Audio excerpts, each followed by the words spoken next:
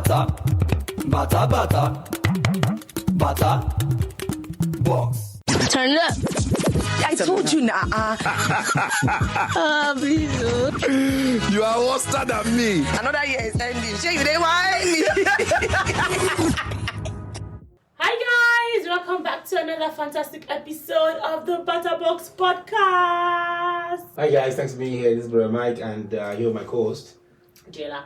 And today we're going to be talking about the difference between the typical Igbo Nigerian woman and the Yoruba woman. So let's get right into it. Why is this important? Why should people know the differences? It's just, I don't know how to explain it, but like we are all Nigerian women, but we have different flavors to us, like different characteristics and features that makes us very peculiar and very different from like one another.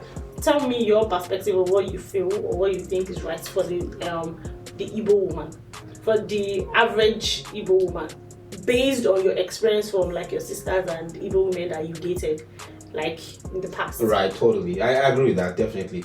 But today, we're talking about today, Yoruba woman and Igbo woman. So let's talk about let's start with marriage. So for example, if you want to marry like a Yoruba woman, for example, they return the bride price to you and they say, we are not selling our daughter, so they don't take money from you at all. They give you a list which is similar to like the Igbo list, but it's not similar, because I've seen one of those Igbo lists. I'm like, no way, they're like buying the daughter. Do you understand? This is, but in the Yoruba context, they give you the money back and say, we're not selling our daughter, let's take good care of her and all that.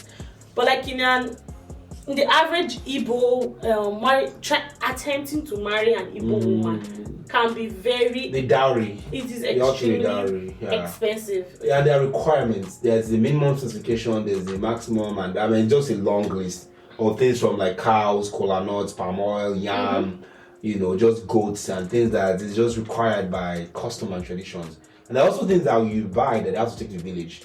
For those the daughter has never met before. But again, you have to pay obeisance to those in the village. So very, very important in terms of the list and things that are given to a traditional Igbo woman. So it's like very cheaper for you to marry a Yoruba woman than for you to marry an Igbo definitely. woman. It's cheaper to marry a Yoruba woman if you are looking at budget. I would say you go the you go the Yoruba way. Woman and not the Igbo way. Then there's also the fact that in Igbo, when you marry the girl, you're marrying into the family. You're marrying the family. No, but that is also very similar with the Yoruba woman. And not as much or not as pronounced. I want to say that because the Igbo man, when the Igbo man marries an Igbo woman, you basically have to take care of the father, the mother, the siblings, and the daughter, especially if she's the first Ada, they call her Ada. Is Ada wife, she's the first daughter. Hey. You don't marry everybody. You don't marry because she has to take care of her younger ones, and also the first son. In fact, the first ones are delayed marriaging. Can I say marriaging? The first ones are delayed to get married because they have things they have to do. Wow. Before they can even think about marriage. It's like a law almost. You just cannot marry at 22 or 23 if you have something in the first. So they want to make sure that you are ready, you are well set, you have a business, and you're established. They have young ones that are also set up and established. In fact, I have a friend of mine who just got married not too long ago, and he has a sister who's in the UK. He's the father. The father is in Nigeria, is alive.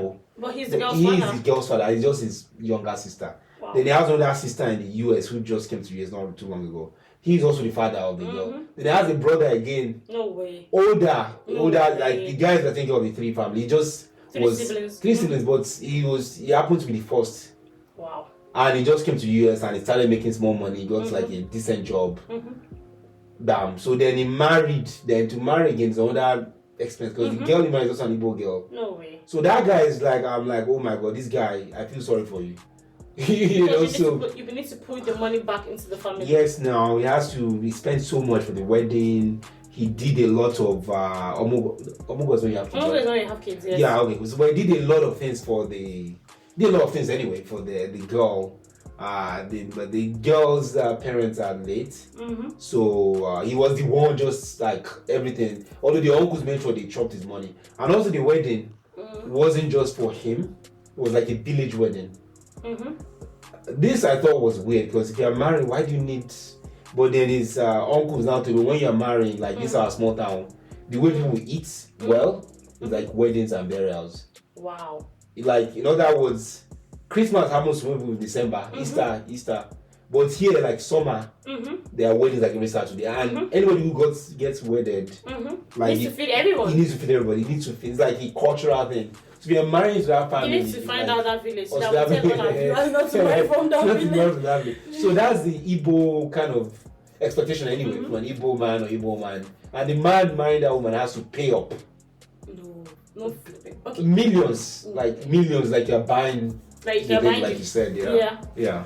Okay, so let's talk about submission, like with the typical Yoruba woman and the typical Igbo woman. Now, this is something that I've noticed from my married friends. So I'm going to give an example. So let's say I have a friend who is Yoruba. If you tell her, oh, you know what, let's go for shopping or let's go for vacation, she'll be like, oh yeah, sure, what dates? Like immediately, she's like, okay, she's like, yeah, definitely, let's see if the dates can work. But the average Igbo woman will be like, I need to talk to my husband first to see if my husband agrees. Do you understand? Permission, she needs permission, she needs approval, yes, for my husband, for her to say, okay, you know what, I think this is not a bad idea, or I think, oh, my husband is telling me what he thinks for me to be able to go with it. So I'm like, the first few times that I experienced this, I was like, no, this is not right. Or it was I won't say wrong, but it was shocking to me. I'm like, okay. Why do you need the guy to approve? Why do you need your husband's permission to do this? Yeah. Or why does your husband need to be in the know for such information, for such little thing that he's not going to harm me? I'm not telling you to come cheat on your husband. I'm not telling you to. But why do you need your husband to be like, oh, that involved in this, in every single decision that you want to make? Do you get what I mean? So I'm like, and then I realized that with my Yoruba friends, they're like, okay, yes, let's do this, let's do that. They are more, so you go to their house and like, oh, you know what, let's go and see a movie. Let's go and do this one. Meanwhile, so for example, my Igbo friend will come to my house. Her husband knows that she's in my house. But then if we're going to change the location from my house to somewhere else, she needs to call her husband. She needs to text someone to say, we are changing location. We've decided to move from Jonah's house to. I'm like, okay, that's strange to me. Yeah, right. So why do you think that? So are you saying Igbo men are more controlling? I'm saying that Igbo women are just way more submissive. I love that. Okay. They are way more more PC. They are way more, let's honor my husband. They carry their husband on their head. They like, you understand? Like their husband is their Lord and Savior. Their Lord and Savior after Christ. So another example, with my Yoruba friends, they are more like, you know what, my husband is going to eat pizza tonight because I cannot kill myself and there's no fresh food at home. But like my average Igbo friends are like, my husband is going to eat a bar or something. I'm going home. I have soup in the freezer. I'm going to have to bring that soup out, and put vegetable in it to recook it so that it look fresh, and I have to make fresh about. I'm like, you can't just buy pizza for your husband. They're like, my husband eats pizza after. Do you know what I mean? So is the cultural? Are you saying Igbo women are more loyal to their culture? No, I need you to explain to me why that is from the Igbo man's point of view. Yeah. I think it's culturally really. Because if you go back 50, 70, 100 years ago, the Igbo, and I might get into trouble for this tribe, the Igbo men did not see maybe electricity before the Yoruba state. The southwest was the first place, the sea through Lagos, right? The white men came there. So technology, innovation, electricity came from that part. So we are still holding on to that old primitive taste. Now again, there are exceptions to every rule. There are men who are like, it doesn't matter, I'm modern man and all that. But I think the fact that the East are seeing less development, go to places like Nnewi, go to places like Onitsha, go to places like Enugu, go to all these rural places, which they are developed as well, but they are not that well developed compared to VI, Ikoyi, even Ibadan, all these areas. Akure Futa. They have university there, so they are more exposed. So a man who is in the village, who again, remember in the southwest, the Yoruba, a lot of them, what you have is men who live in Lagos, they were born in Lagos, they were born in the Ogun State, whatever. Keep in mind, a lot of Igbos came to Lagos for trade or for businesses, or their uncle brought them. So they still have that village upbringing, and they still want that fresh. And if you live in a village, I've lived in a village, and the culture is very, it's rich, it's fresh. You want to cook, you go down the farm, you pluck. It's really beautiful, very organic, if I can use that word. So coming to Lagos, for example, most people want to still have that touch of that village part. And remember, a lot of the Igbos go back to the village for Christmas. Like December, everybody's going back to the village. And in the village, it's always fun, there's the cultural connection. Whereas those in Lagos have nowhere to go. I mean, they can go to one, but it's still not like. So do you so maybe that's why the women, you want from the village who knows the culture and the customs, yeah. So are you supposed, if I'm an Igbo, if I marry an Igbo man, am I supposed to take permission from my husband if I do stuff? Generally. Again, the exceptions to the rule. That means every rule has exceptions. So generally, the culture is also more submissive. I want to say that because there's a bit of responsibility, more responsibility from the Igbo, because the man has a shop to run, he has a business. He doesn't have an 8 to 5. Again, think of a normal Igbo man who is probably a businessman or an entrepreneur. He has a shop in Alaba. He has a shop in Alaba, whatever. I won't say that, but okay, it could be in the Ikeja, computer village. We have somebody who has a shop and their responsibility, there are things to be done. If Oga does not go to shop, Oga doesn't eat. And if Oga goes to shop, Oga works very hard. It's not like you're educated, like graduate who's from Lagos, who works at the bank, all the bank jobs are hard. Excuse me, that was not a very good example. But most jobs at Southwestern as well, like corporate jobs, 8 to 5 job, you don't need to break your back. You didn't work as hard. Again, very loosely, they do. All works are not. All works are also hard, but so I don't want people to be like, yeah. But so we have someone who's like working, you might never say, I have a bad day. There are some days you go up in your shop and you don't sell at all. Like nobody buys it, and you have to go back home, you try tomorrow, or you have containers and ship, and so the nature of the job is very hard and very difficult.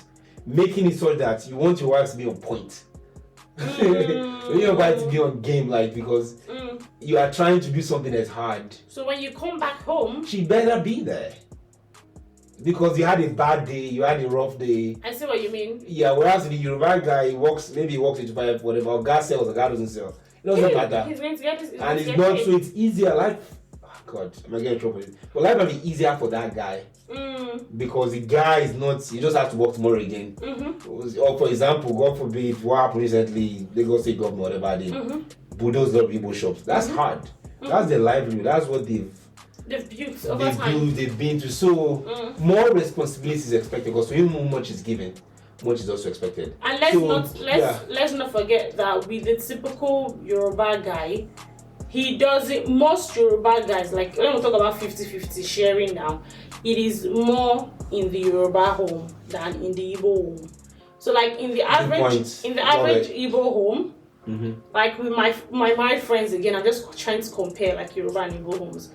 Most of my friends that are Igbos, their husband are like 80, 100, if not 100. They do everything. Don't do anything, I got you.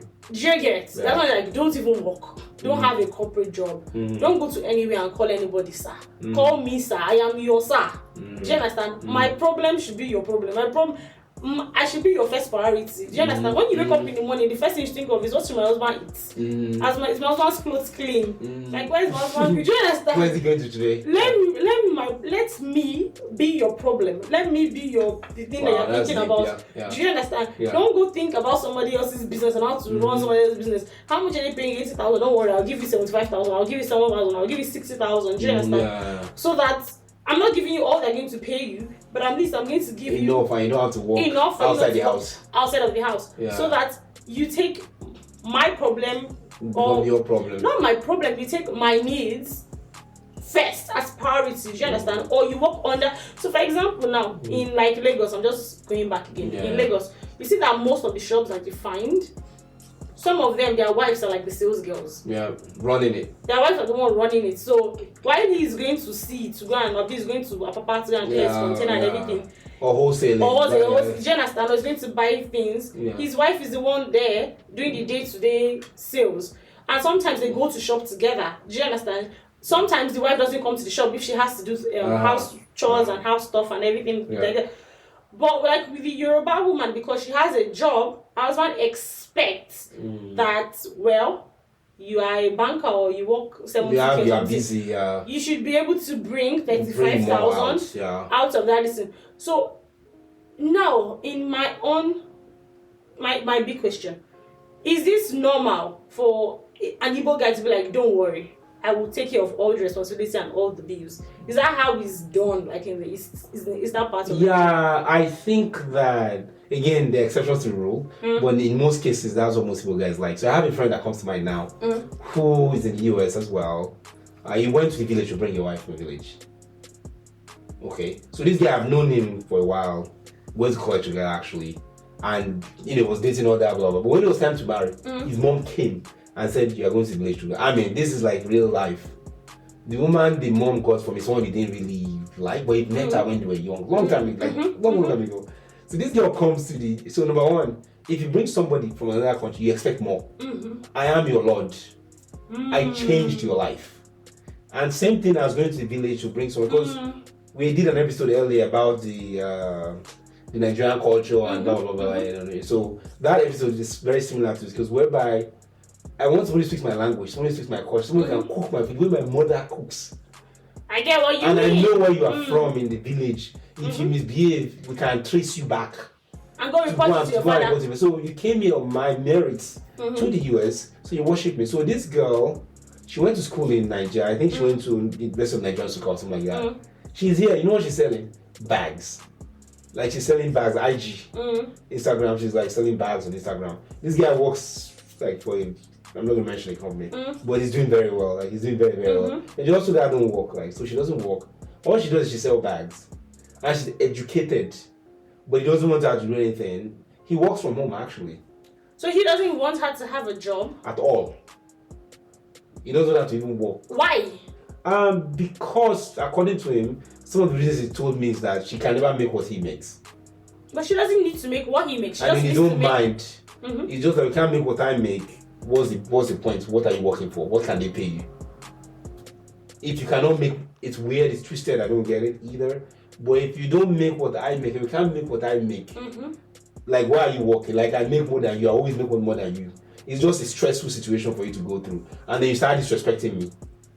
You start disrespecting you how? Because I'm the lord of the house, I'm your guy, you think that you're making something, but what you're making is nothing.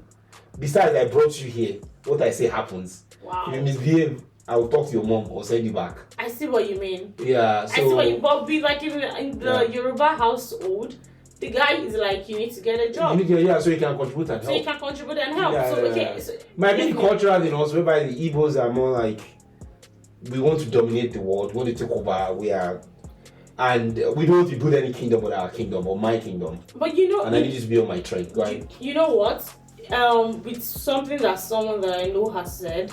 So when the man goes out to work and every other person disrespects him, he's like in his house he should not be disrespected. So when he comes home, he should feel like in this place. This is my kingdom. This is my kingdom. Like what I say goes. Happens, What I want happens. Like well, I'm like that is. I know, but to my comment about my friend, where if you were to bring some money in, then it wouldn't make sense anymore because you think you're giving me something. So if I tell you A, you say B, C, but what you're bringing is not enough at all. You can't really take care of me to make me more successful. But it doesn't matter. As a man, in a patriarchal society, as a man, sorry to interrupt you, I'm the one who can make the most money. So support me, because I get all the resources needed to support me. I can make as much as I can. But again, it doesn't really matter how much this woman is making. You just need to empower her enough so that she doesn't need to come to you to ask you for everything. I'm fine. Let her come to me. It's okay. That's my problem. My problem is okay. So and that's my first problem either. For example, if I want to buy a bag now, for example, Davido, do you think Davido cares if Chioma works or not? I get what you. He's just letting her be a chef because he wants her to be a chef. He's like, this is what makes you happy. Do it. But it's not for the money, and that's how most Igbo. So it's you guys listen. If you are dating someone, if you happen to date an Igbo guy, that's how they're always like I don't care. I'll be fine. Like just support me. No, but honestly, I'll tell you for sure, and for things that I know, my Igbo friends are more 100% more you know, I have to ask my husband about it. Like my husband I need my husband's go ahead. What does my husband think? What does my so husband maybe in a way, Igbo guys are more controlling, one, and two, the Igbo man believes that he's building an empire. He has a shop. He's going to buy all of Alaba. He's going to this, he's going to that. With that said, he needs someone who is his family's wife to support that empire and not support some other company. Because when working with that company, let's say you work for God, I don't want to name any names. You work with that company, you are helping that company. But me, I'm here trying to build something. So you need to support me outside of what I'm doing. So everybody really in life should have a passion. It's called a daydream. I call it like another thing you are doing. To be an accountant working for First Bank Nigeria, you should have something else you are doing on the side. Like you might be a mechanic or a vulcanizer you're passionate about. So that passion, that person needs the wife to be on that program. And I think by making her work, I don't know, at any bank where it distracts, because working in Lagos and Nigeria is very difficult. The traffic, the stress. So you rather pay her?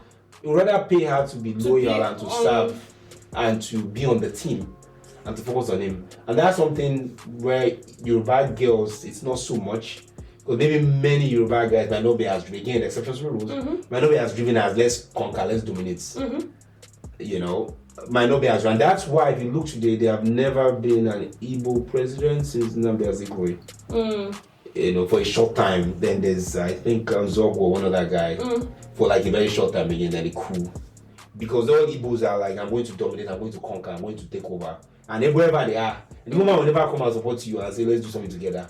Like, you want, okay, God bless you, go and do your thing. Me, I'll do my own. Me, I'll do my own, and they will see how far my own. And then we'll see how far we both go. We'll both go, and whoever. So the women also have to be on that program. And that's what happened with Peter Obi recently. I mean, you have Peter Obi and you have this other guy, Wike. They're both Igbos, but they're just like... No. Wike could have been on this and helped him, but Wike is like, do your own thing, whatever. I'll do my own thing. And now, you know, maybe he played it right. He's FCT minister, whatever he is now. And he's happy where he is. And there's even talks of him going back in power. After Tinubu, as the Igbo guy. Whereas Peter Obi is, you know, so I think that trickles down even to their women too. And so that's kind of women long has answer, to be like 100% on board with what they want program. and what they. It makes so much sense. I mean, if you are ready to take this woman's responsibility and be like, you know what, do your own thing. If you have like a daydream, do your daydream and make what you can make. As long as it's not taking too much time from my time, from your time. Your time for me. To serve me, and to love me and to honor me. It makes more sense because with the average Yoruba guy, he's like, you know, go get that job because you need to bring your whatever percentage. If it's 30%, or if it's 20%, or if it's 50%. Not forgetting that as she's stressed, she's going to work. You are trading her energy, you are trading her love, you are trading her time and everything. So when she comes back from work and she's like, eat pizza. You have no, why are you giving me? Like, I went to work the same way you went to work. Do you know what I mean? So but this is an interesting episode. We should talk more about how the Yoruba guy is different from the Igbo guy. And the nuances between those, absolutely, If you guys know and you want to contribute to this discussion, please leave a comment down below, and we'll get back to you every time and always on what we think about, like, just Nigerian girls in general, or Nigerian women, or Nigerian men, or Nigerian men in general. Cool. Thank you guys. Really appreciate it. Thanks for rocking with us. Hope this was fun. We'll catch you on the next one. It's been like so much fun. We'll see you guys next week. Bye guys. Bye guys.